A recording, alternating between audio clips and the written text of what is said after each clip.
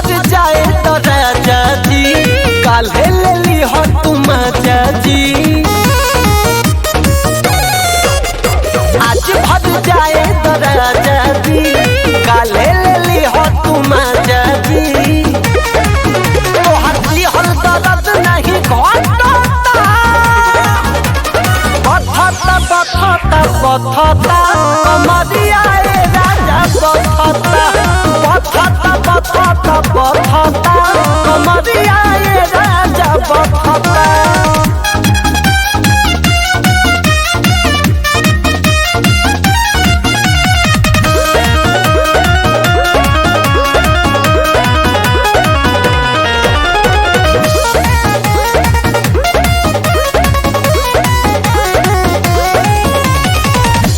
रोजो के रोजो खाली इहे बात रामा इहे बात रामा।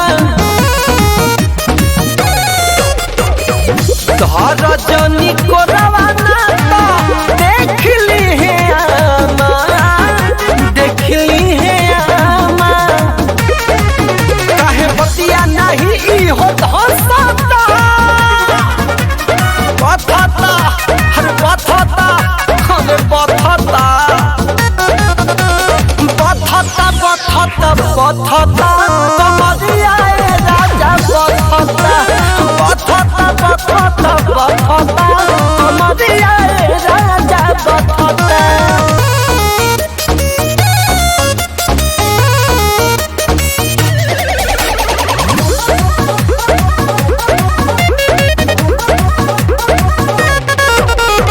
Music by Pankaj Singh। किस लेके धीरे धीरे मिस दे लगाल हो मिस दे लगाल हो। बलम देवानंद नहीं कर तू बवाल हो कर तू बवाल हो।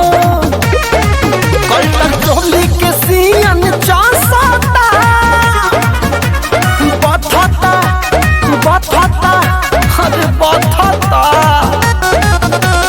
बथता बथता बथता कमरिया राजा बथता बथता बथता बथता कमरिया राजा बथता। आज भर जाए तो राजा जी काल्हे ले ली हो तुम जी। आज भर जाए तो राजा जी काल्हे ले ली हो तुम जी। तो हंसी हल दर्द नहीं घटता